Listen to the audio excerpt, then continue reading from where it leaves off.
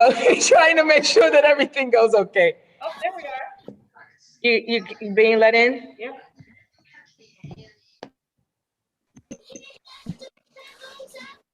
Brother Darren, you are not muted and we're hearing your background.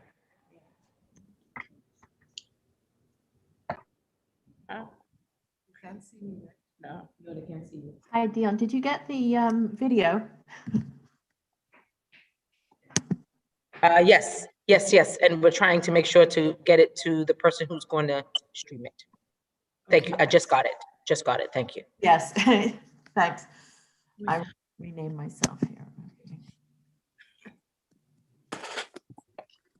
No, I'm not. Has the stream started on YouTube and Facebook yet? I guess that's a Darren question. Yeah. Okay. I'm sure. I see lights.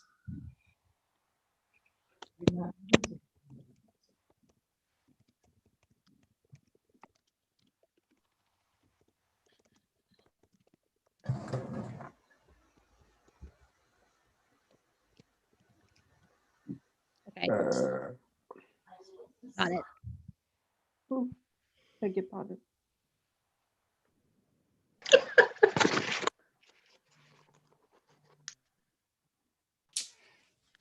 Okay. Hello. Okay.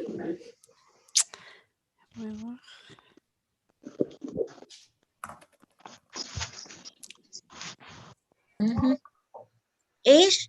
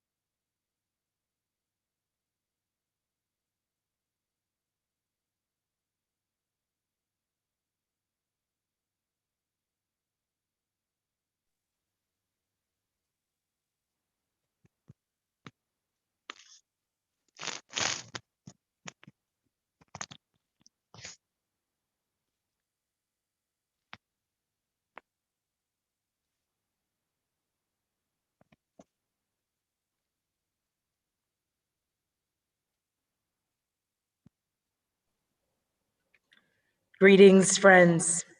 It's good to see you. We'll be starting momentarily, just waiting for one other of our panelists to join us. It is so good to be able to see some of your faces here, and all are coming in. So it's really great to be able to have this opportunity and a way for us to be able to connect with everyone. So just give us about 2 more minutes. We will start at 2:05. Just making sure that all of our speakers who need to be on are on and in place. I see Claire, amen. I see Dr. Mcnichol, wonderful. I am looking for Dr. Ezra and just trying to make sure that he is on, and then we can begin. Lovely. Hi. Yes. Dr. Tinchana, you are on. Amen.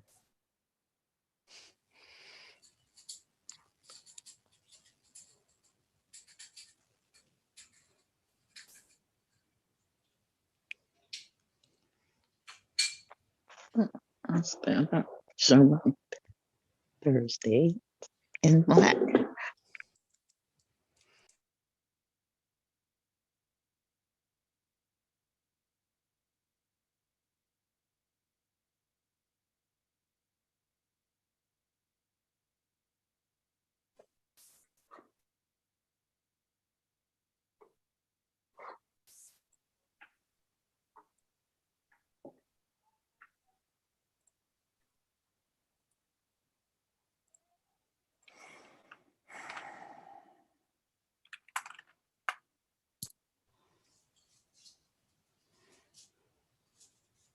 Excellent. So I believe we will begin. Donc, je crois qu'on va commencer. Thank you so very much. Welcome to Merci. our venue today.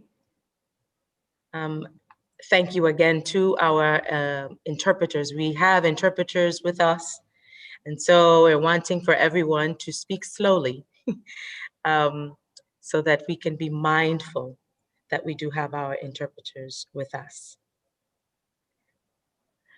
So if you have any questions about where you are, we are in the Girls on Fire event.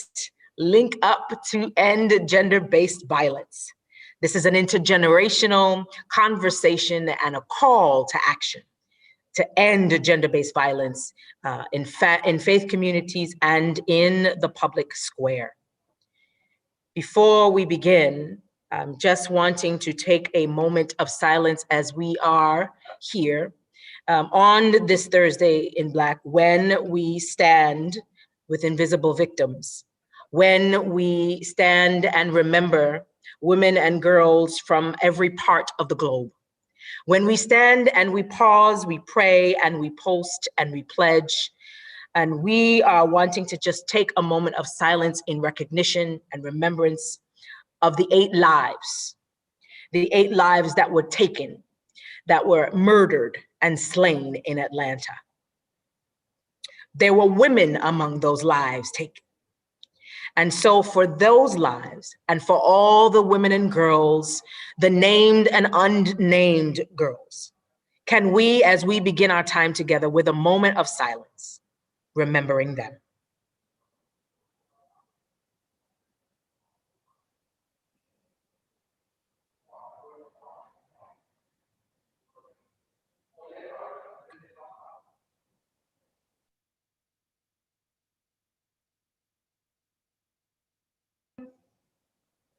Amen. Such a gift and an honor. Before we begin, I want to just, it's so great to be able to have the Ecumenical Women at the United Nations. We're grateful for the NGO CSW platform and for this opportunity to be able to be with women from all around the globe, and the opportunity to finally do a joint program with the Working Group on Girls, who are our co-organizers. We are highlighting and celebrating our girls, because it is women and girls who hold up half the sky. And so we're grateful for them, and for, of course, our co-sponsors, the Samuel DeWitt Proctor Conference. I am a proud daughter of that conference, and so I'm so grateful that they are here partnering with us, co-sponsoring with us. Pathfinders Justice Initiative, of course, as you will hear more about that from its founder and executive director, Yvonne Idahosa. We are so grateful for them, and for Connect NYC, which you'll hear more about that with Dr. Mcnichol, and then of course from ACT Alliance, who you will hear more about that and actually hear witness from one of their ambassadors. So we're so grateful to be able to have them. And so as we're beginning, wanting to be able to welcome you to this time, to this most urgent conversation, because the lives of women and girls are imperative, where we are important. And the sacred worth of every life of women and girls and the marginalized need to be protected, to be seen as valued, and of course, to be able to have the justice due us as human rights. as our own human rights. Also, I want to extend now an opportunity to bring greetings from my very own sister and friend, Tiana Webb, from the Samuel DeWitt Proctor Conference, who has come alongside us, the Ecumenical Women. If you were with us on Saturday at our orientation, you heard Mama Dr. Iva Carruthers so passionately and provocatively pushed us to remember the women who were our foremothers and those who helped us along the way. And so Tiana, who is the Director of Mission and Programs there at the Proctor Conference, I yield to you to bring greetings at this time. Amen. Thank you so much, Reverend Dion. I bring you greetings from the Samuel DeWitt Proctor Conference in Chicago, in the United States. And I give thanks to Reverend Dion. We are honored to be co-sponsors of this important session this afternoon. The Samuel DeWitt Proctor Conference represents a cross-section of progressive African-American faith leaders and their congregations from across the United States. We anchor our advocacy and action in the prophetic tradition of the Black church, a tradition that is rich in challenging injustice, a tradition that lives and breathes liberation. So we know that ending gender-based violence is God's work ultimately, and it is vital that as people of faith, we stand in the gap, that we remain open and accessible, that we remain teachable and willing to link up, because we know that God works through people like us to overturn systems and policies that are unjust and to uproot ideologies that breed such violence. So we count ourselves blessed to be partners. We count ourselves blessed to be willing participants and active witnesses to the kind of world that God wants to birth through us, a world without rape and a world without gender-based violence. We are so glad to be here. Thank you and welcome again. So grateful to have you. And now a word of welcome from the Working Group on Girls, Adew. Thanks so much, Dion. I'm Adew, Senior Director of Global Girl Scouting and one of the board members for the Working Group on Girls. We are so glad to be here and joining the Ecumenical Women in co-sponsoring this very important event. The Working Group on Girls is a coalition of over 50 NGOs that work in New York and globally to push forward the issues, the voice, and the presence of girls within the UN and beyond.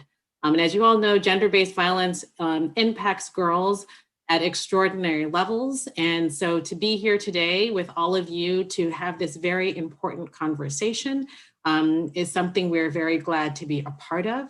We thank you all for joining, and we hope this event will be a time of learning, of great conversation, and will give us wonderful steps forward as we continue in this very important fight. Thank you.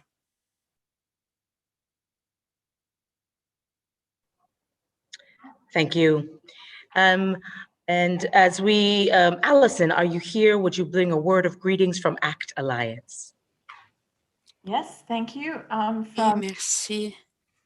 Can you hear me okay? Okay, yes. Good afternoon, I'm Allison Kelley, and I'm the representative to the UN for ACT Alliance, which is a global coalition of about 130 faith-based organizations working in humanitarian and development work. And we're very delighted to be able to co-sponsor this organization, this event today, because youth participation and genuine youth participation is actually one of our priorities. Many of you who may know me know that it's been a long time since I could call myself a youth. And so I would just like to actually say that from my point of view, why I'm also pleased to be here is that there's the other half of the equation, that those of us that sit in positions of decision making also need to take on board ceding that space and making sure that the decisions that we take are perhaps not entirely our own.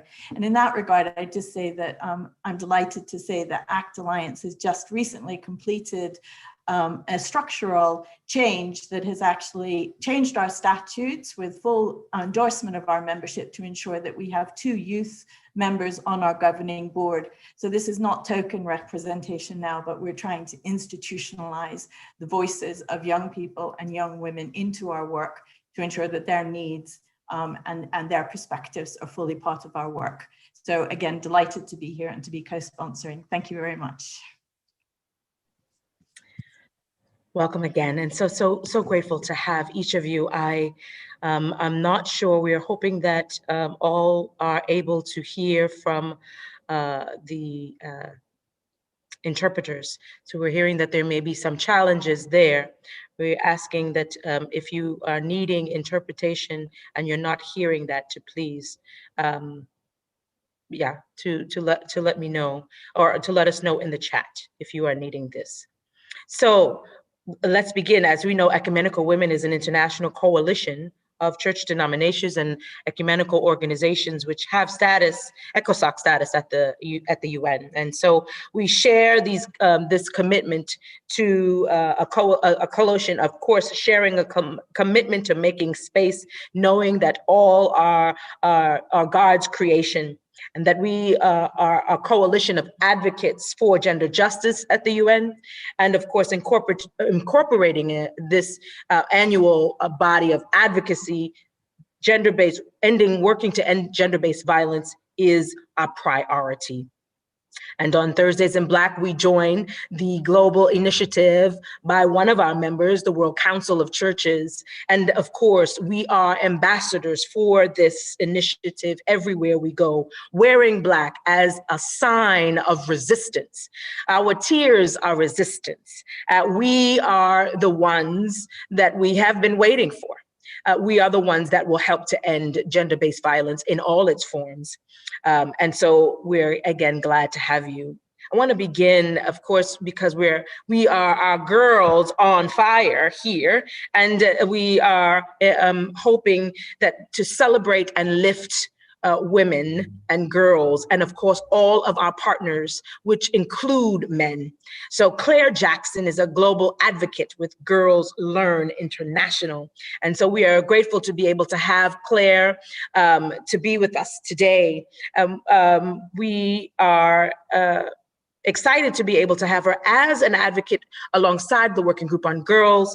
And Claire, I would like for you to share a little bit about who you are, because the internet is not allowing me to pull up your bio in the way that I would like to introduce you.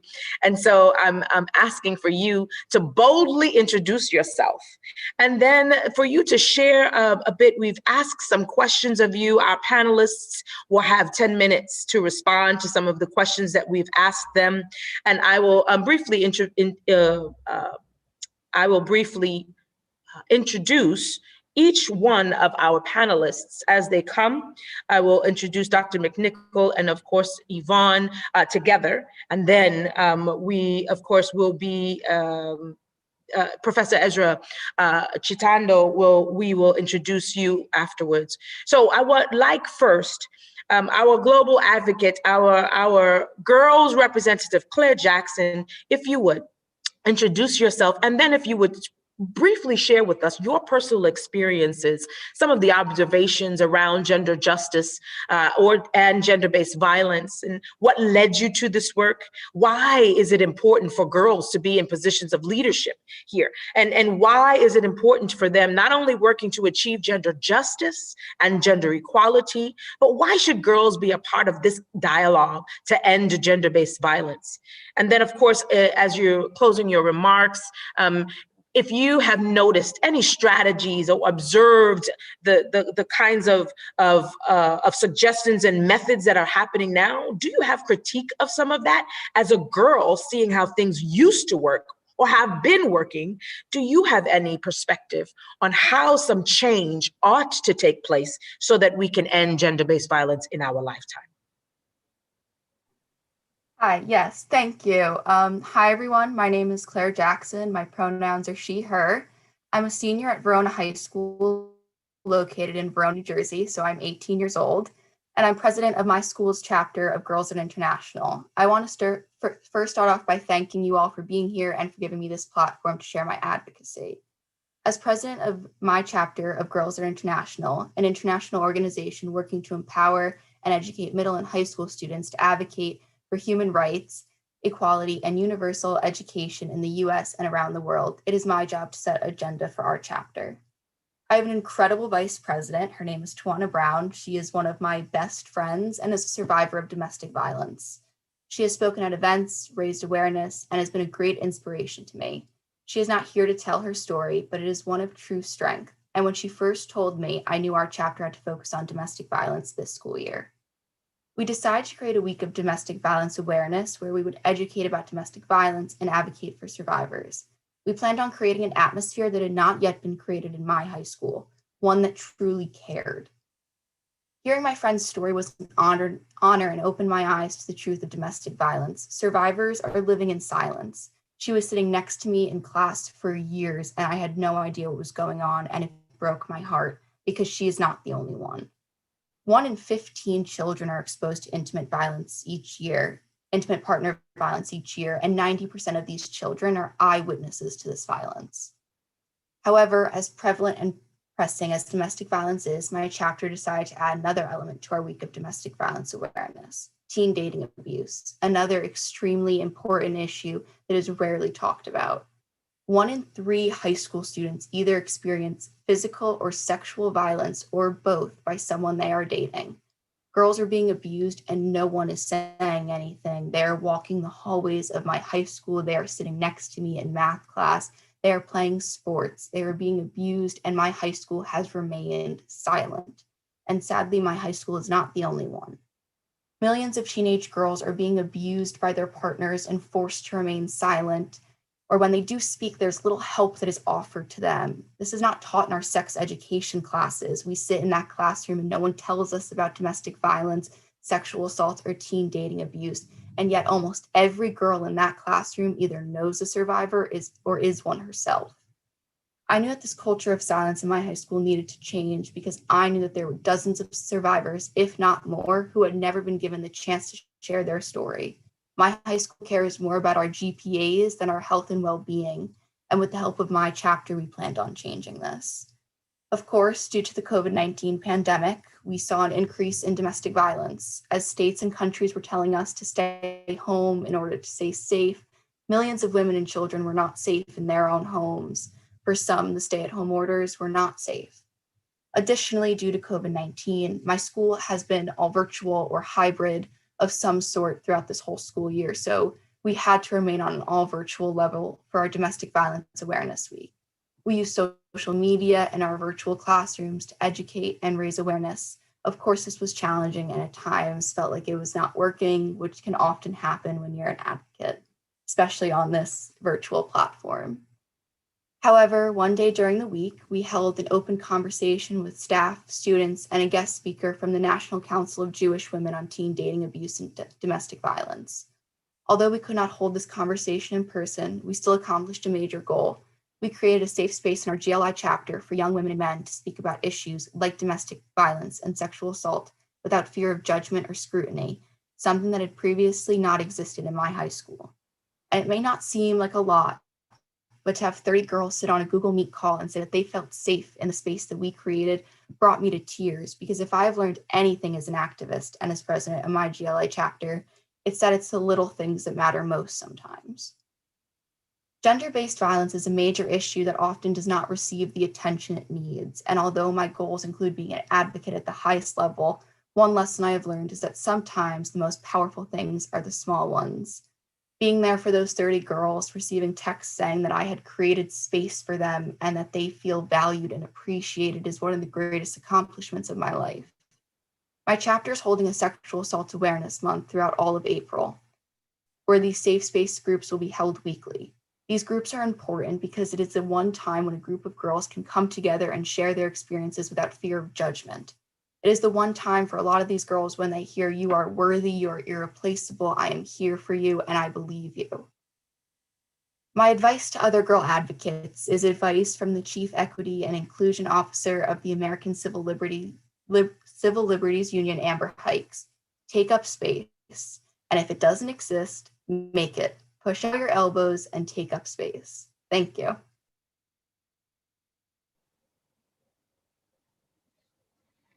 Thank you. You are taking up good space, and in the words of one of our griots, you are getting into some good trouble. So we're so grateful for you. And we want to have some more dialogue towards the end.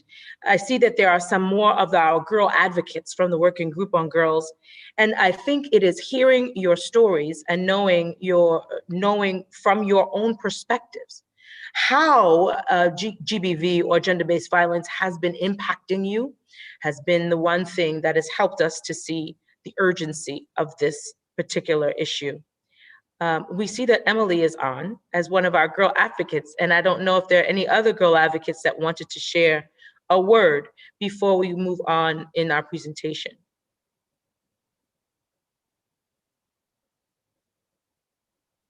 Okay, so there are girls from all over the world who are suffering at the hands of violence. And there are some invisible victims and victims who are now coming out of shadows to be able to, like Claire, to say that they are going to not be silent anymore. And they are going to speak with and on behalf of those, and from their own experiences share. And so there's a testimony that we have. Before I make the introduction for our next speaker, I would like for us to hear Sonia's testimony.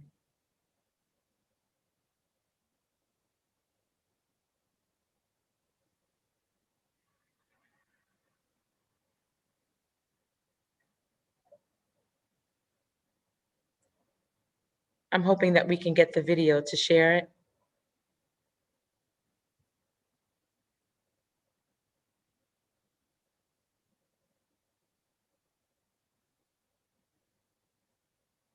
My name is Sonia. I'm 26 years old. I left Nigeria the year 2013. I left because things was not okay for me. I got an admission into Kobe, nobody to further me. So somebody came and said there were opportunity for me to travel. So I asked them, travel to do what? They say that we were going to be prostituted, but for just like 2 to 3 months. Then that we can also change business, that we can sell or do any other things with the money that we have before. So I said, okay, this is not for a very long time, it's just for a while. So I left. They seized my passport. Immediately I got there, they took the passport from me. The next day they said we should start work into prostitution. Things was very horrible, very rough. A day sometimes we slept with 5 to 6 men, sometimes 8 if there are a lot of work, sometimes 8. We used to also at the roadside, we would stand inside the cool weather. Our hand, our leg, everything will freeze. Our madam will ask us not to come back home without working. So we stand for a very long time inside the cold. Sometimes we'll go to work, they will beat us. Sometimes they will call us for work that it's only one person that we are going to work. But at the end, when we got there, we met like 5 to 6 men. If we refuse to work, beating, they'll beat the hell out of us.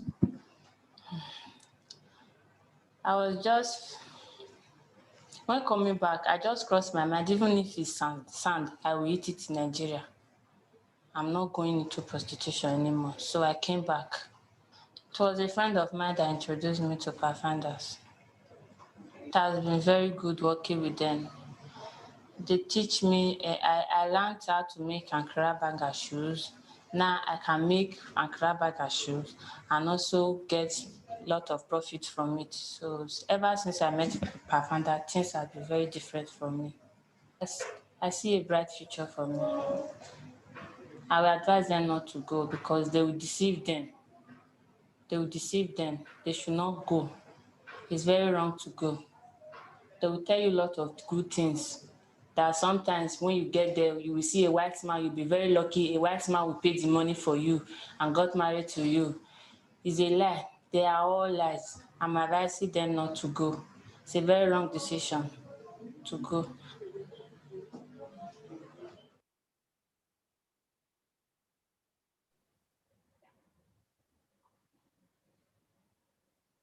Yvonne Idahosa, Esquire. She is the founder and executive director of Pathfinders Justice Initiative. She's a Nigerian native and both an English barista and a US attorney. She is a leading expert on the subject of modern-day slavery in sub-Saharan Africa and a published writer and speaker whose voice amplifies the voices of those of young women, like Sonia, we just heard, and girls via Pathfinders campaigns, including the hashtag Not For Sale campaign, which has assisted hundreds of survivors of sex trafficking and rape in Nigeria.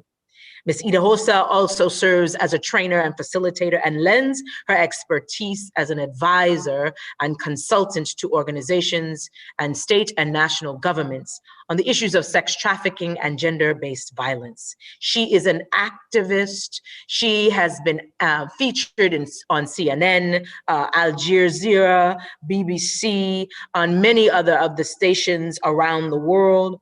She, through Pathfinders, she advocates for the return of the missing Chibok girls of Nigeria, Bring Back Our Girls campaign, and that is the one that I've been blessed to be able to work and to learn from her as we have been advocating for these girls. She is a revolutionary sister, and nominated by the White House in 2016 as a nominated change maker.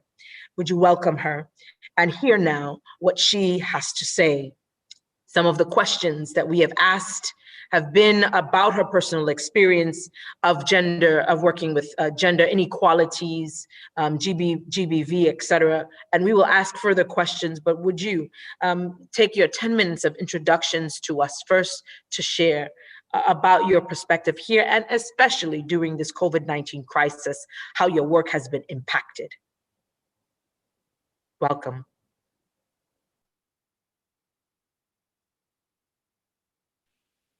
Unmute myself. Hello and good afternoon, everyone. I hope you can hear me okay. All right, wonderful.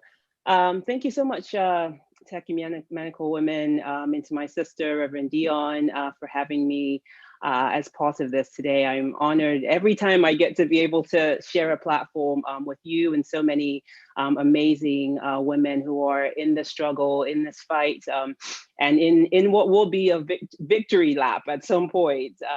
But I wanted to just start, just by talking a little bit about what my experience has been with gender-based violence and the perspective through which, I see this work. And so, for me, it all, sort of started very early on. When I was 17, I was became a survivor of a domestic violence situation. And so I think at a very young age, I refer to it as, being given the gift of really understanding the disparity, I think, in the way that women's bodies are treated, right? And the manner in which violence can be used as a form of oppression.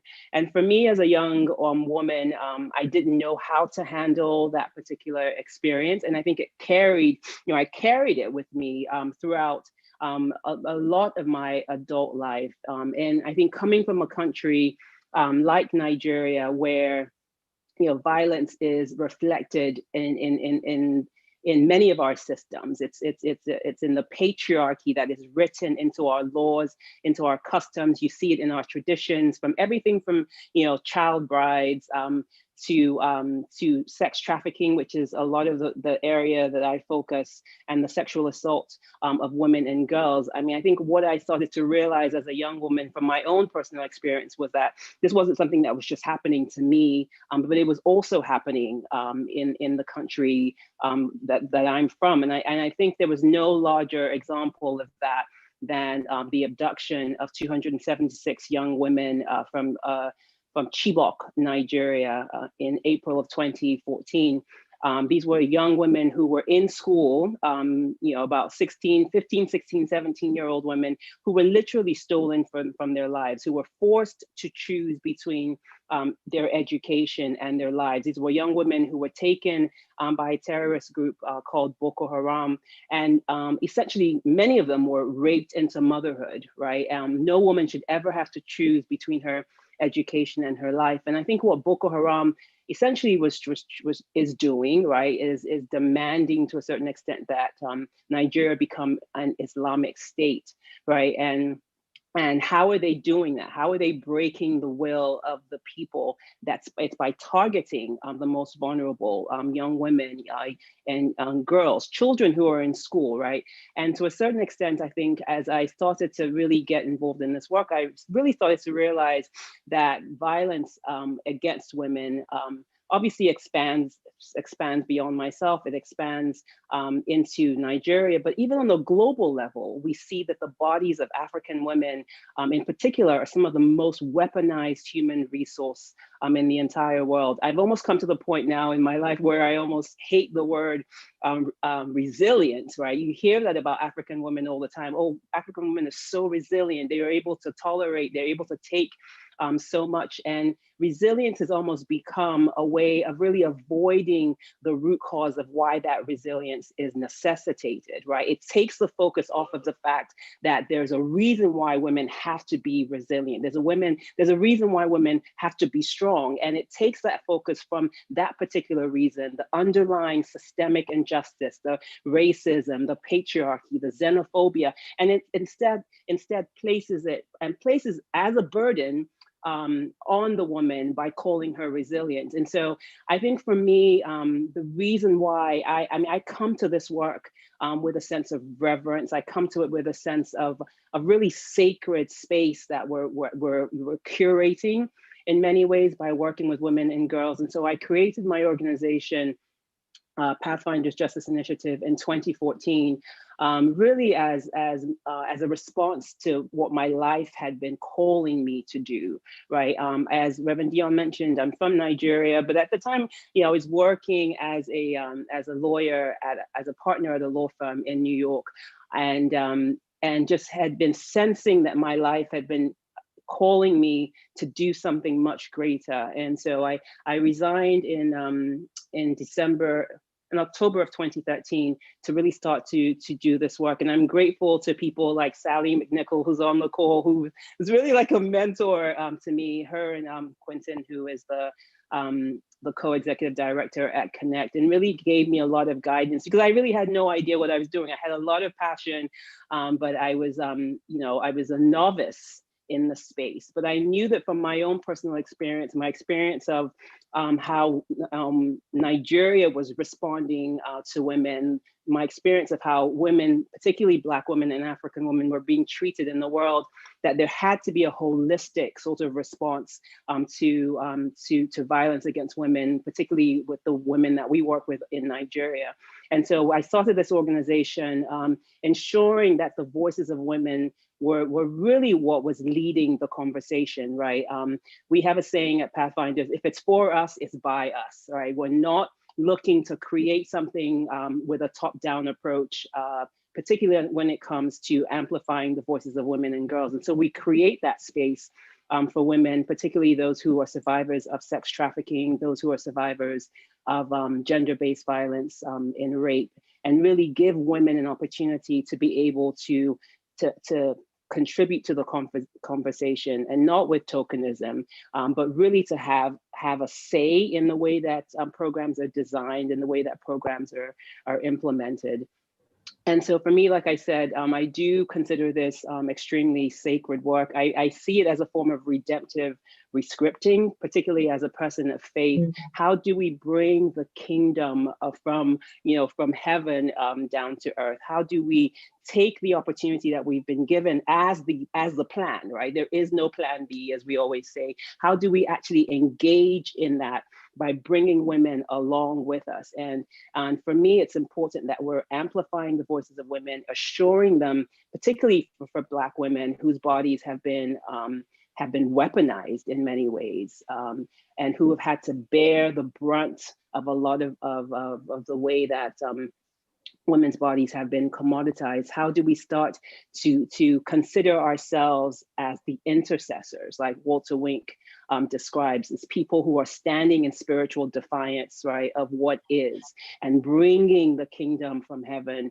here on earth. And so I see us in many ways as dispensers of hope, as people who have been called to see and to this work as a form of ministry in many ways, right? And to empower the voices of women to start to show up as their full selves, to walk into a space and be comfortable in all the power and the authority as the image bearers that they are, and to start to see themselves showing up as themselves as a form of resistance.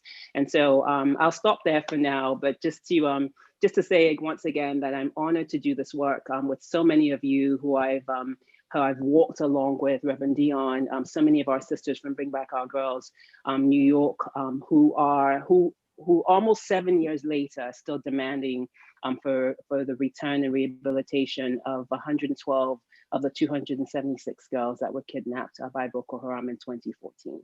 So once again, I'm honored. Thank you for having me here. Such a gift to have you, and such a gift to be doing this work with you. Sojourning, it's an important work for sure. And we want to go deeper into that, and hopefully we'll have some questions that will come, but around the commodification of bodies, around the weaponization of bodies, Black women's bodies, women of color, all of their bodies. That's something that we want to talk a little bit more about, because we're seeing how our bodies are being sacrificed and how our bodies are being slain so much, and just sort of tossed aside, the bodies of women and girls. So thank you again for those introduction remarks. And I want to go now to who's like the big sister for all of us, Sally Mcnichol. She is a PhD, and she is the co-executive director of Connect, a New York City nonprofit organization dedicated to preventing interpersonal violence and promoting gender justice. She has been an anti-violence activist, an advocate, and educator for over 3 decades. She counsels victims of domestic violence, designing and facilitating empowerment groups for survivors, working with men who batter and abuse, and training hundreds of staff from child welfare programs and community-based organizations across New York City. I could go on and on about her bio, but one of the things you must know is that she also created and leads Connect Faith, a decade-long interfaith movement here in New York City, and builds the capacity of religious leaders and communities of faith to work to end intimate partner abuse and violence everywhere. So the trainings of families, the trainings of faith-based leaders, the technical assistance that Connect does. She's also, for years, mentored many women and men of faith to develop their own ministries. And so why we've asked her to be here is we're having the conversation about the local and the global. And we're also having conversations about allies. Our own girl advocate, Claire, she was talking about the domestic violence that she is seeing. And so you've seen so much, Sally. Would you then now come, Dr. Mcnichol, to please come and share your introductory words? And such an honor to be blessed to have you with us today. Oh, it is such an honor to be here. And I thank you so much, Reverend Dion. It's so wonderful to see Yvonne. And I follow the amazing work that she's done. And I thank you, Claire, for your work. That really touches me as a person who's done this for a long time, to see the passion that you have, because this has to stop. This has to stop. And I've been doing this work a long time, and I'm still at that place. This has to stop. I want to give you just a brief background of how I came to it, because it kind of follows the trajectory in this country. And I want to say I really appreciate the local and the global, Dion, Reverend Dion. We always get excited when CSW comes to town, and so I want to say hi from New York to everyone that I would see sometimes in real life. And some of the things I'm saying today are really kind of lessons that I want to share with people across the globe, I guess, although they're very local and we each have very specific, particular situations. But I'll start here. I came to this work in the early 80s, in the mid 80s, at the same time that I came to seminary. And so when I started to work in what was then called the battered women's movement, I came with a feminist, womanist lens and as a woman of faith. And I spent, from 80 to around 2000, sitting with women, hearing stories, doing safety plans, going to court, working on, in the shelter, really the crisis intervention. One of the first days that I was at the my shelter internship at that point from seminary, I got a call. I picked up the phone and a man started screaming, and it was a pastor. And that was a experience that shook me to my core. I sometimes say it was my second baptism. And I knew, and I knew because I've been hearing from the stories of women, I knew we couldn't go anywhere without faith communities. Now, it took a while to get to where we are today, because I can tell you that in the 80s and the 90s, people did not want to have that conversation. They were very far apart, but they're coming together now. But so I just wanted to say that in that 20 years where I was working with, not in systems, but, interacting with them greatly, particularly the child welfare system had an impact on me, where I saw the racism and sexism and the economic oppression and the many, many, many ways that women not only had to struggle with an intimate partner, but they had to struggle with an abusive state systems, white supremacist patriarchy. And it was, and it is, I think this is one of the hardest parts about the work, is that, yes, we're sitting in a world that is steeped in that in all its different ways around the globe. And we're trying to create other ways of being in that context. And it's very difficult. Yvonne, what you said about the resilience issue and how that takes the focus away from what has to happen in state, on a systemic, deep level. And I feel that way just about the way in this country the system has been built, because it's women who need to leave. It's women who need to take all the actions, take care of each other. And there hasn't been a focus on, as much as there should be, on male accountability. And I don't want to be too, of course, that violence crosses all lines and all genders, but we're talking here about violence against women and girls. And so I co-lead Connect, which is a small grassroots organization in New York City that started around 2001. I co-lead that with Quentin Walcott, who does so much work with men. And we do that together because we feel so strongly at Connect that we have to have partnerships between men and women for this to change. It's really critical. And so we built Connect in response to the fact that we just kept seeing these systems failing. And yes, shelters, I'm not saying we don't need shelters or some criminal legal response, but what we really need, and what Connect is grounded in, is people everywhere. All of us need to do this work. All of us have the capacity. And in New York City, we partner with community-based organizations and faith-based organizations so that people can take hold of this issue themselves and build their own community-based, faith-based response. Because unfortunately, the systems that we have really don't work. We're still in the same place in 2021 as we were in 1980 in terms of our consciousness. Look what just happened. I'm on fire about what just happened in Atlanta. And even if you look at the way the media is reporting it, those people, the women particularly, are being treated in death as they have been treated in life. And this deep transformation of our consciousness is what has to take place. And the faith communities in this country and all over the world have a huge part to play. There's a lot of repentance that has to be done, and there's a lot of rebuilding and re-understanding our sacred texts and moving in the direction of nonviolence and of equal sacred equity between men and women, to see the spiritual power of every single person and not live in these hierarchies. And so I have spent a lot of the last 20 years working with faith communities and building ministries. And I can tell you that it is very, very difficult work.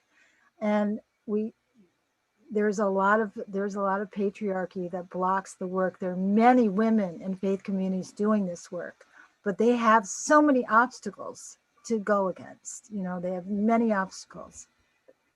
And the reason they do that work is because they know that faith is what pulled them out of that. It's what pulled me out of my abusive relationships, you know, that's what made me strong.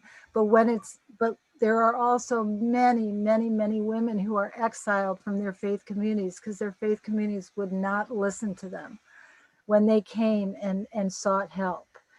And so I want to really encourage all the faith leaders on this call. And remember, in terms of girls in faith communities get their earliest messages about who they're supposed to be in their faith communities. And very often what climbs to the top of that list is obedience, you know, subservience. And it seems strange to keep saying this at this time, but it's absolutely true, where there are these very subtle little messages. I like what you said, Claire, about the little things matter. The little things that say, oh, you can't do that. You're not sacred enough to do that. You can do all this work for the faith community, but you can't do that.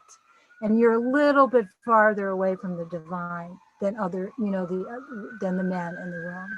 And so I just want to encourage the faith leaders on this call and everywhere to take this and make it central to your work, and even take a year and just do groups and conversations about what does it mean to be a man in our faith tradition? What does it mean to be a woman? What are relationships? And we touch on these, but really look at that and get more educated about that. So I think I'm going on too long here, but I thank you so.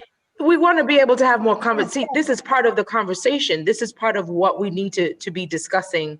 And especially when you're talking about I think we all have been experiencing justice fatigue because we've been doing this work for so long. When will it change? And when will we see girls being valued, women being valued yet again? So the conversation about destructive and texts in our faith communities, and we want to talk a little bit more about that. But I do see Rima Salah is on the call now. I know, and her face is looking, she's shocked that I called her name. But we originally, in putting together today's program, talked with Rima just a little bit, because for those of you who do not know, Rima Salah is a Jordanian high-ranking United Nations official and a former deputy executive director for UNICEF. And so she mobilizes now with communities, and she, as well as Doris Salah, who is on the Ecumenical Women, she is our mother on the EW Circle and Table. We were talking with her because of her experiences. Of course, she's not officially, because she was on 17,000 panels. And so we know we didn't take your time, but I would like for you to say one word about your experiences for working with girls. Particularly, how has your experience been? And of course, from your time at UNICEF and what you're seeing now, this is something that's extremely important. Would you share a bit about that? You must unmute, Rima.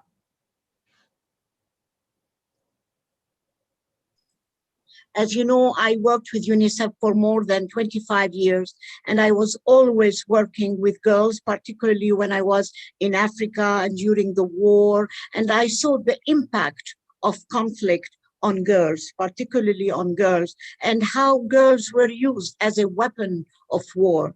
You know, I remember meeting girls in Congo, for example, a 12 and 13-year-old who has been raped many times.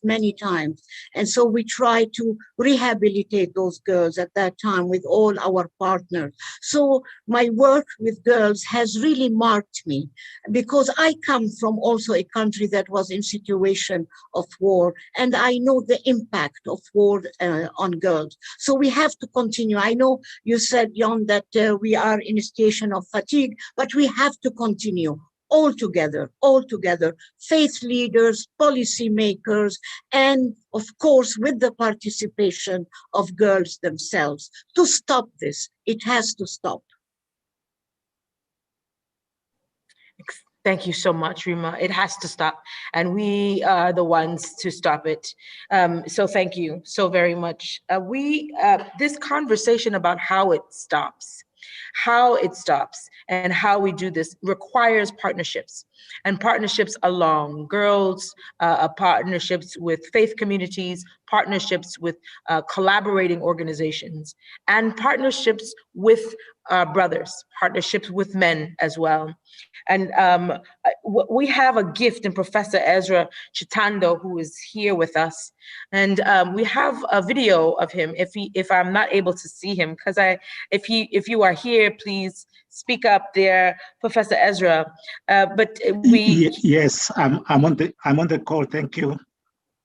Okay, because we have not seen you there, but we want his area of expertise there, specialty of history of religions, of course, also working with the World Council of Churches there, but your area of working with gender and HIV, pneumatology, religion and gender, particularly methods and theory, and the study there. But you are more than anything an ally. And I want to say something about this. I want to ask you, because there's a difference between being an ally and being an accomplice. And I want to say an accomplice, there is you have skin in the game, as you will. And an ally is somebody that comes alongside, and you have been an accomplice, because what affects us for you affects you in your heart. So how do you view your role as an ally or an accomplice in the efforts to achieve not only gender justice, but to see the eradication of all forms of gender-based violence? Why is it important for you to be in this conversation? Thank you very much. I must begin by acknowledging that I come in trembling and fear as I salute the sisters who have spoken before me. It is very, very touching. So for us to make progress in this struggle, we need a critical army, if you want, and I know I'm using military language there. We need a groundswell of committed women and men who sincerely believe in their hearts that women's rights are human rights, and that women, and here I'm going to use theological language, are fearfully and wonderfully made in the image of God. And therefore, as an ally coming to the struggle for women's justice, I come as one who believes, like today is a Thursday, and so even as a man, every Thursday I dress in black. And that is a political statement I'm making, that there must be a world where my daughters can anticipate living in a world without rape and violence. And so as the World Council of Churches, we believe very strongly that we need solidarity and accompaniment within communities of faith, between women and men, so that we can tackle the challenge together collectively. And this is the message I've heard from the sisters who have also spoken before me. Thank you. Thank you. Thank you so very much. Allison, we are having some trouble with the video. And so our dear young sister, I want to say to you again, thanking you so very much, Professor Ezra, and we want to get into another conversation in particular about how your solidarity shows up. What are some of the things that you do specifically to speak to, for example, the toxic masculinities, the conversations around you must be a man and this is how you have to show up, and again denigrate women in order to feel more of a man. These kinds of conversations. In what ways are you doing some of that work specifically in those communities of demystifying that and addressing it? Thank you very much, Reverend D.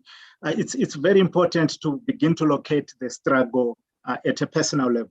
So this is a personal declaration I've made as a man.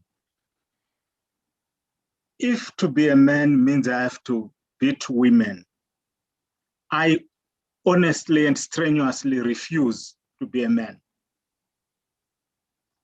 You can take that masculinity if that masculinity must be expressed in ways that cause harm and violence to women and girls. If becoming a man means I must suffocate the women and girls, I refuse to be a man.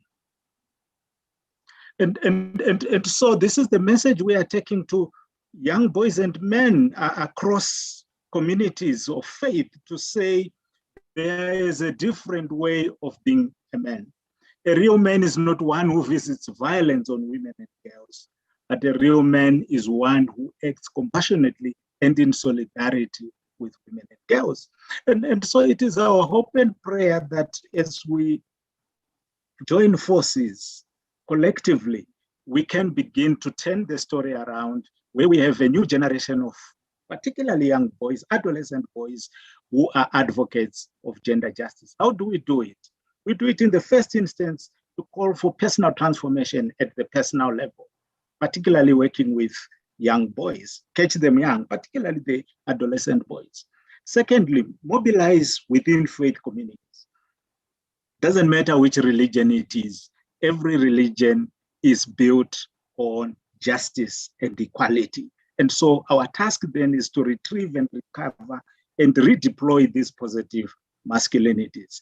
In the third instance, we need the kind of space we're having here today, Reverend D, where we have intergenerational conversations in safe spaces. Because, by the way, masculinity is also burdensome for us as men. It is difficult to live up to the ideals of masculinity that we as societies and communities of faith put up. So we begin to have conversations with boys and men on the burden of masculinity. Most of the time we think masculinity is about privilege, but it is also burdensome, but not to the same level that women and girls have to struggle. I have to underscore. In the fourth instance, we need then to have communities of faith beginning to generate a critical mass of like-minded boys and men who begin to advocate for gender justice. So these are the, and then a rereading of sacred texts to promote gender justice, and for boys and men to join, like I am doing here. I'm putting on the Thursdays in Black campaign logo to say, towards a world without rape and violence. So those are the kind of spaces that we are working in. Thank you very much.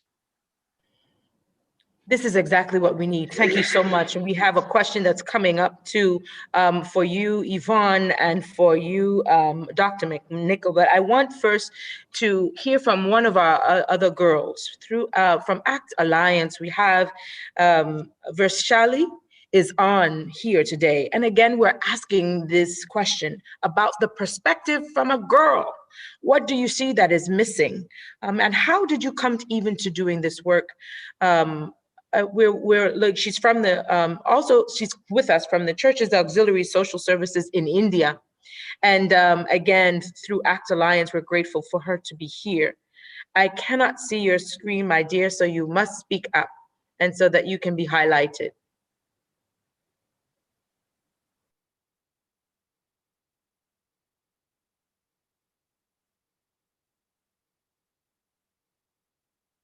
Okay. Okay, well, we will find you so that we can hear your voice. We will find you so that you'll be able to speak up and do that. So we have some questions that are coming into the chat.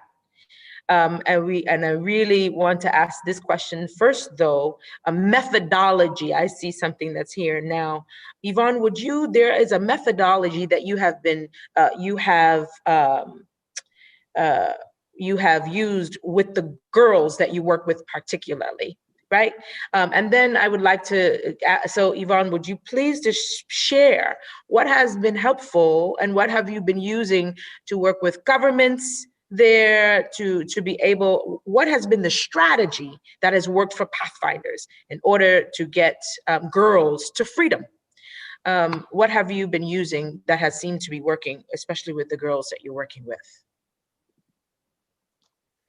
All right. Well, I think overall, I mean, the general idea for us is to ensure that women understand the power that they have, because I think that's one of the things that over the years has really been stripped from them, right? The understanding that they are the bearers of the image and the likeness of God. And so with that comes every aspect of God is actually reflected within them. And so although we're not a faith-based organization, we're using a model that we created that we refer to as Made for More. And so it's the acronym MAIID.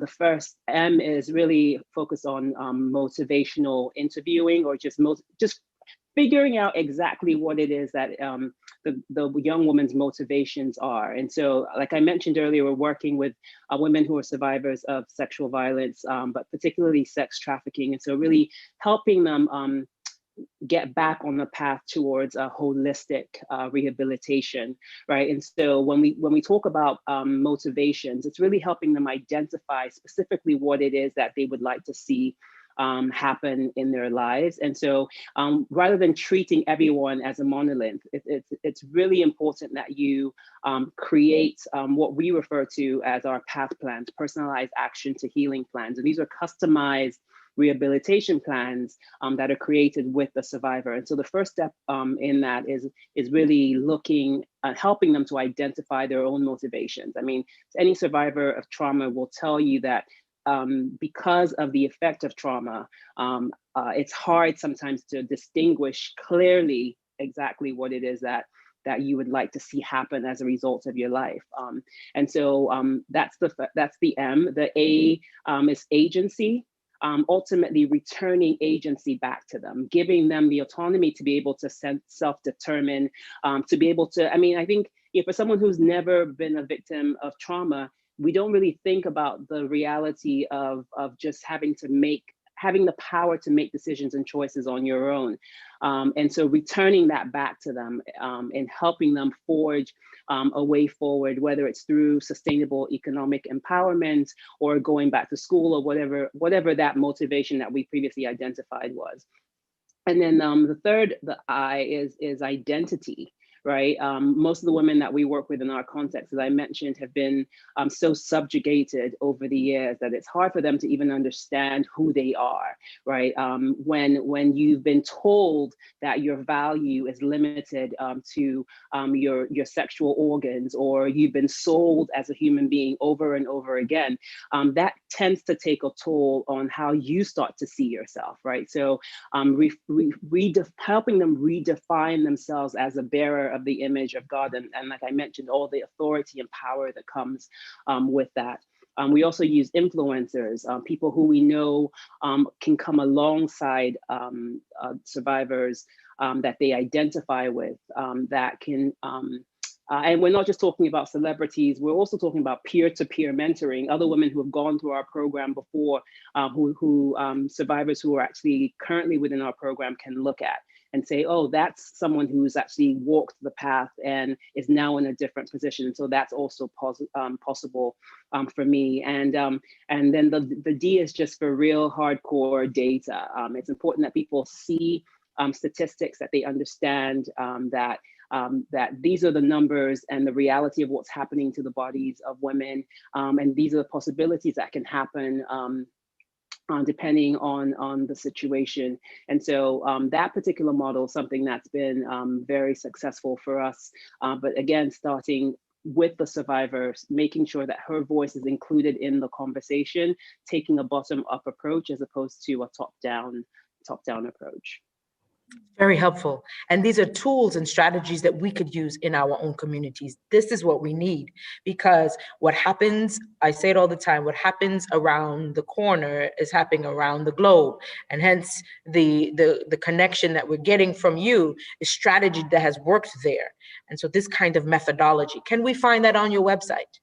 Can we find? Wonderful. So I would love for you to I'll put it in the chat as well. Yes, thank you. So Claire, before I want to bring back in your voice here, because there are some questions that we're addressing from the chat. There was a question for you as to how can others help you in your mission? How can we come alongside and request this? This came from social media, but we really, really want to know, what is it that you can use in terms of work to help you with your mission? Yeah, of course. I think that what really helps is amplifying others' voices.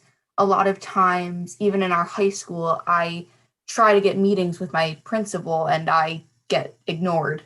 My emails go ignored all the time, and then I finally need to reach out to an adult or a fellow teacher to have them help me. And so it's a lot of times of, if you have adults that can help you, have them help you, because although it is unfortunate that my voice isn't strong enough on its own, that I need a teacher to help me use that voice, there are times where people are gonna just not even want to acknowledge it. I mean, I remember we posted on social media statistics about domestic violence, and someone came back to my vice president, who is a survivor of domestic violence, and said, "What is this doing? This is not even helpful."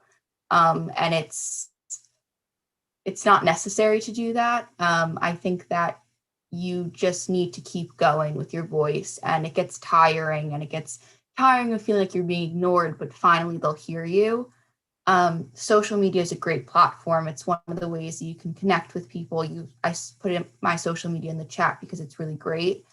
But I think my biggest advice is just to help people and to give them the platform and to say, you know, I'm personally not a survivor of domestic violence, but my really good friend and vice president is. And at every opportunity I've said, Tawana, go and speak about this if you want to. I'll give you an hour of time to go speak about this, post about this, do what you want to do. This is your message to share. And I want to amplify that voice. And I think that's a great message and sort of mentality to have for every ally and helper of people, is just amplify their voice, repost their Instagram story. It's a great thing to do. And just say, I'm here and I'm willing to help you share your story, and I want to help you, and I believe you, and I'm here at the end of the day, I think is my best advice. Great advice. And as I said to you before, we take Representative John Lewis's approach, and getting into good trouble is good, always good. So keep on writing your emails. If you need for us to write them too and write letters, we are here for you. We need to hear you. Shout out to all the Girl Scouts that are on the call. We know that there's some of you that are there. I was a Girl Scout and I'll be one forever. So shout out to all of you who are with the Working Group on Girls. We need to hear your voices. But again, if you need for us to join you, to amplify what needs to happen, to write letters, we are here, and we want you to know that you're not alone. Claire, your voice is so important to us, so thank you. And Sally, before we're going to have to, there was a question that I asked all of you to wrap up, and we have about 15 more minutes, a little over 15 minutes.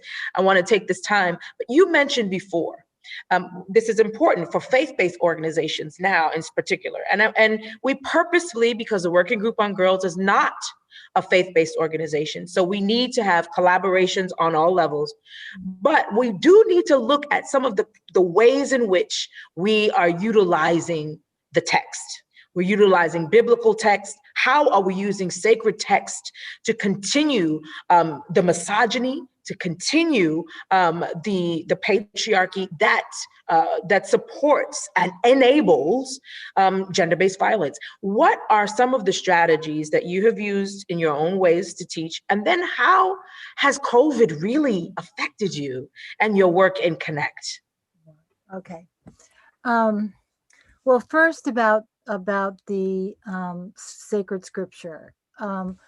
One of the most important things to do is, and someone else said this, I think maybe Claire, but is to create a space, create spaces for conversation where people, and I've worked particularly with women's ministries, to really engage text in a way freely, because we would be surprised at how many people don't feel free to engage the text and ask questions of it that are their questions. So you don't need to have, doesn't need to, you don't need to be a biblical scholar to start to looking at those texts in a different way.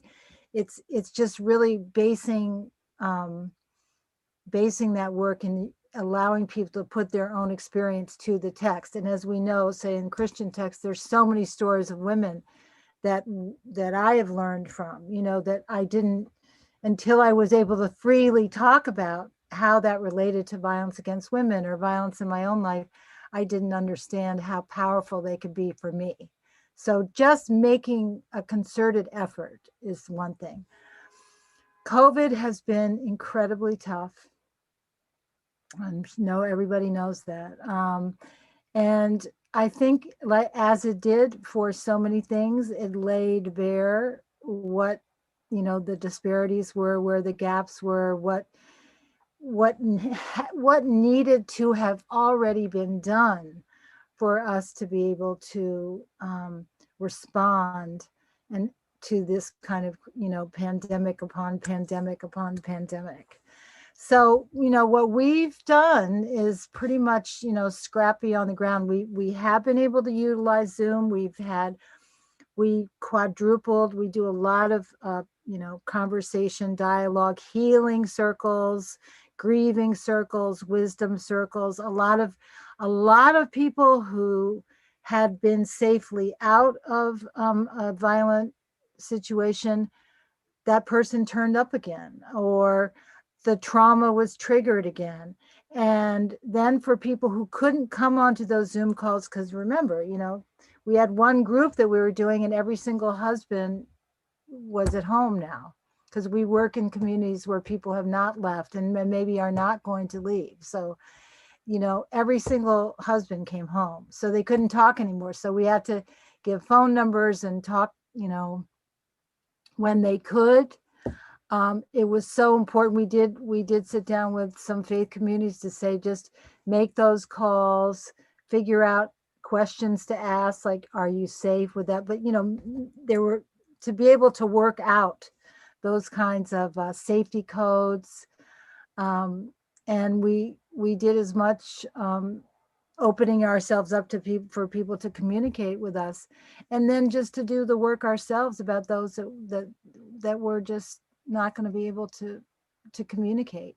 It's so much. COVID was like a exponential, a mirror shining on how people are entrapped in violent relationships of any kind. And we just have to remember to, talk about the emotional and the sexual and the psychological and the coercive control, because it's not all physical, but that COVID just put everything on steroids. So the entrapment, the disempowerment, the loss of identity, all those things that we talk about just went way high. But we doubled our numbers of spaces where people could come.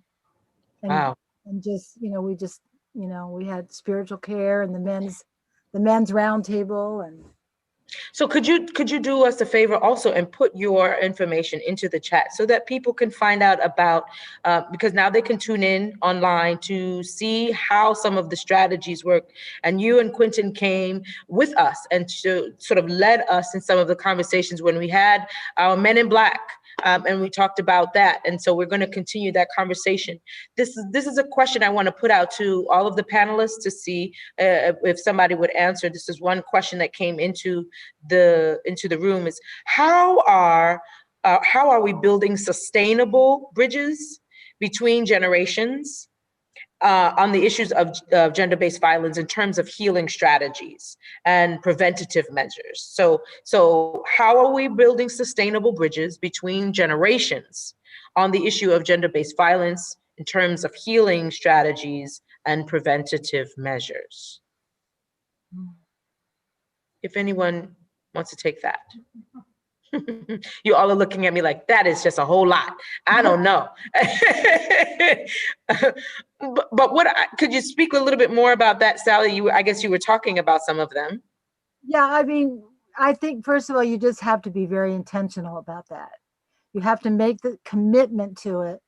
You have to make the spaces. And we do a lot of circle work. So we have older people from, many, 3 generations sometimes come. And it's so important. I mean, for myself, wish to hear, the voices of young women. And I think someone earlier said, that is what needs to be informing our decision-making and our policies. I mean, that just, as Yvonne said, working from the bottom up, and we talk about power with and not power over.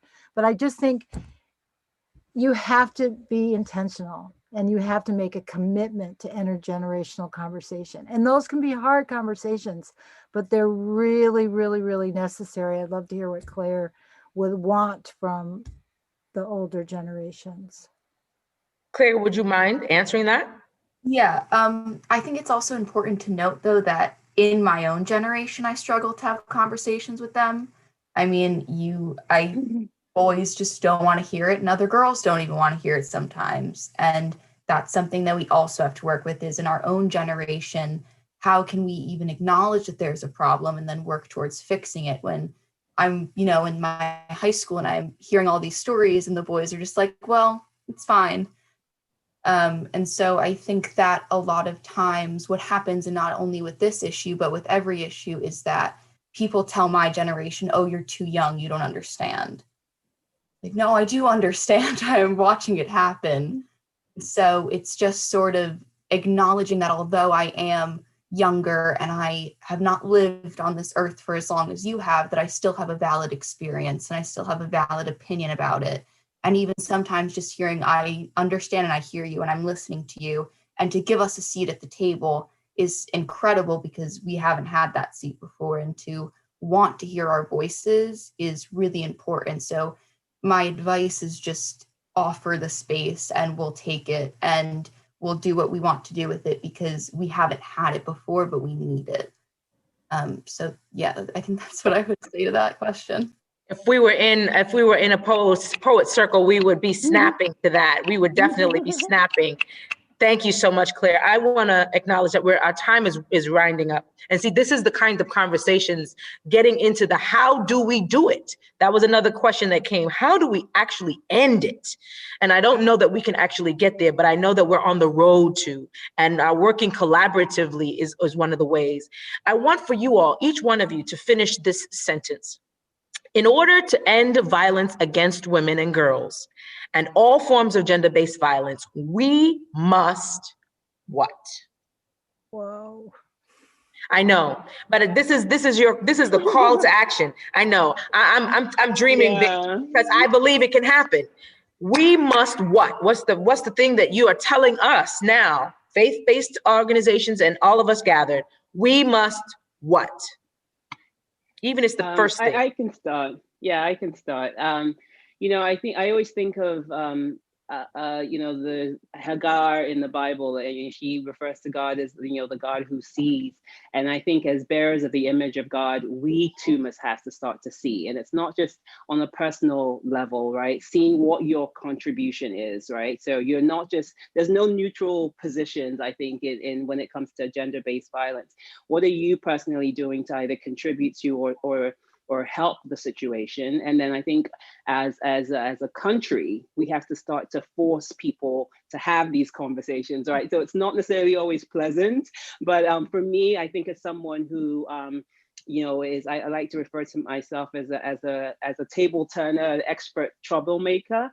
sometimes people don't choose to voluntarily see what's actually in their face, and you have to be able to help them to see that by forcing the conversations, holding people accountable, serving as a watchdog that says, hey, here are the implications of your actions. When you do this, here is what happens. And really having people, putting their feet to the fire and ensuring that you have the courage and the boldness to walk into these spaces and demand better.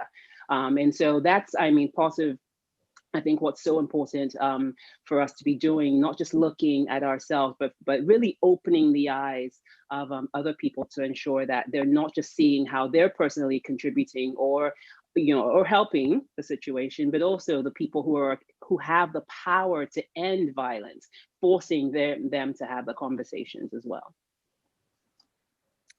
This is it. We must. Anyone else? Yes, I wanted to say something. We need to have strong systems and laws to prosecute the perpetrators. It's very, very important. And we have to advocate for protection services in all countries, and particularly countries that are in situation of war and conflict. Thank you so much, Rima. We must. Ezra, you have anything? Sally, Claire? I know you all are saying that's too much, Reverend D, too much, but.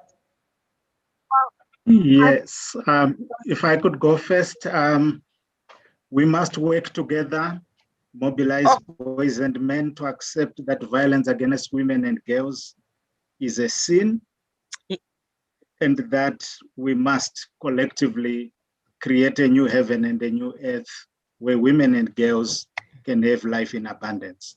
Thank you.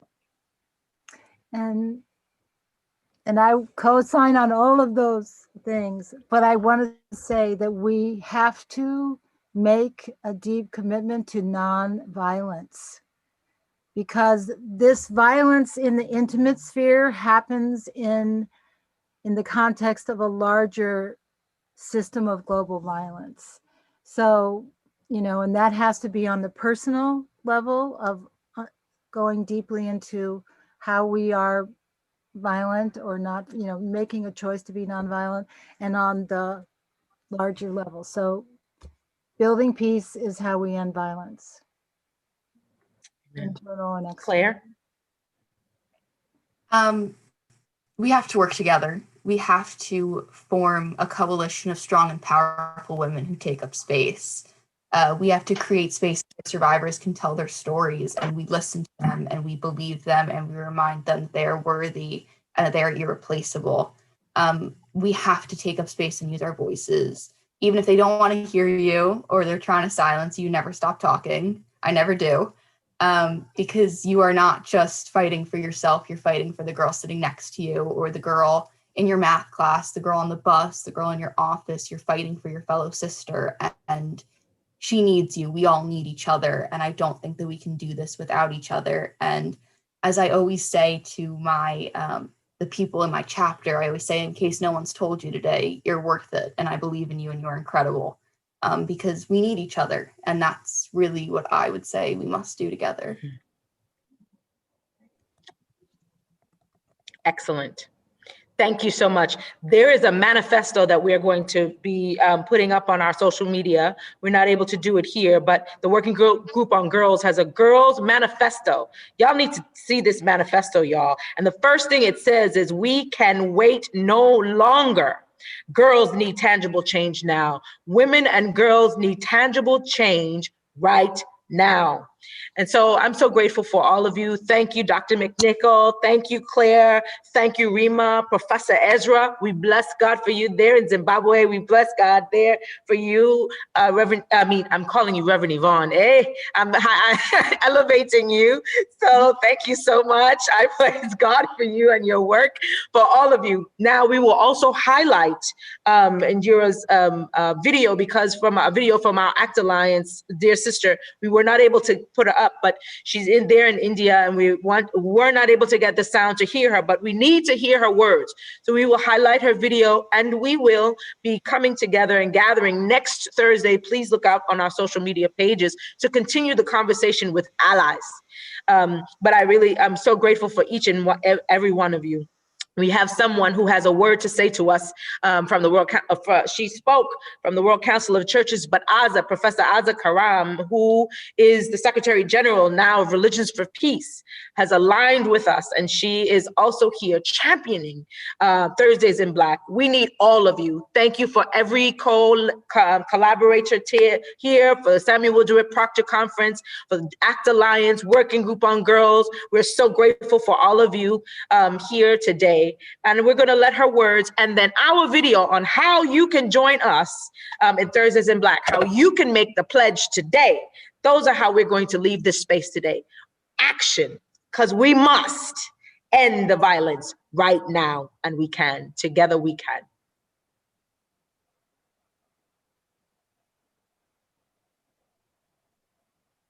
The religious common ground to all faith traditions is that human life is sacred, and the most vulnerable amongst us are the ones that deserve the most from each of us. There is no space for gender-based violence ever to be acceptable or accepted, or indeed for it to be condoned through our silence. The more faith communities remain silent, the more we are culpable. That I see hope and change in attitudes and practices through the voice of women and men of faith as they stand in solidarity with one another. That is why the campaign of the World Council of Churches, which Religions for Peace is very privileged and grateful to have the opportunity to work with you on. That is why that campaign is very important. It's collecting as many pebbles as we can to build the strongest mountain of human dignity.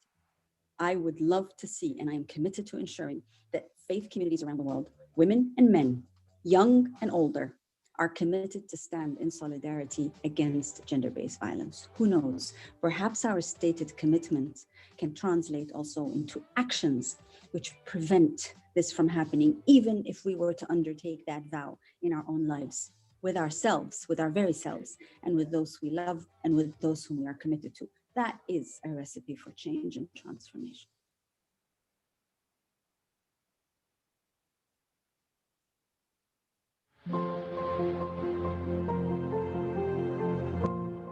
I made the pledge.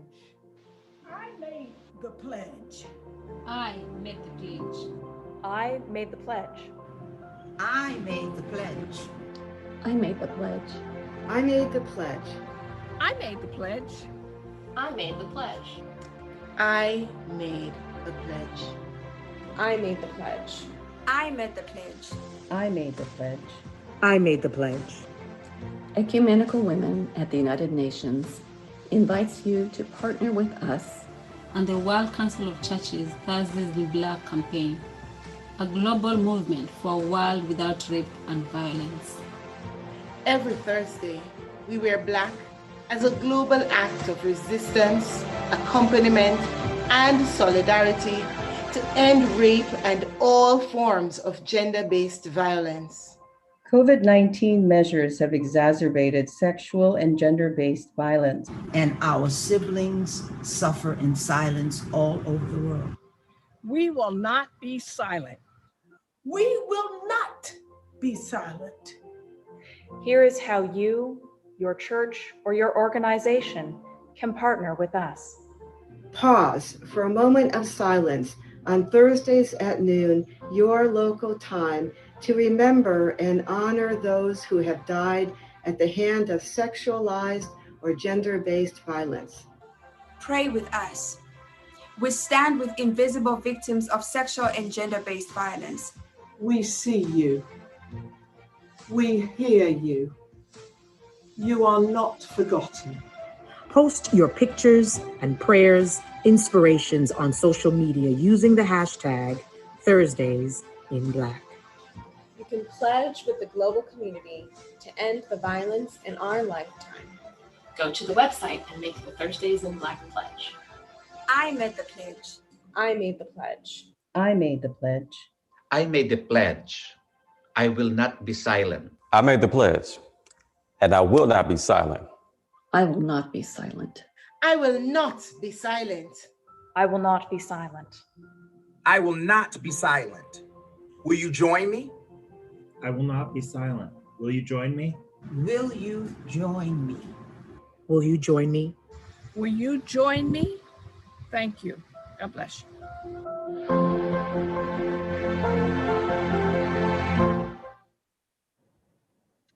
Will you join us? Make sure that you go to ecumenicalwomen.un.org and make the pledge today.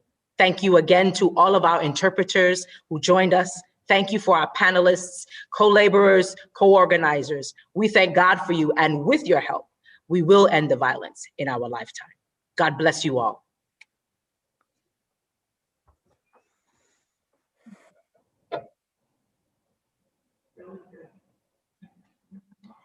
Oh, thank you, Jesus.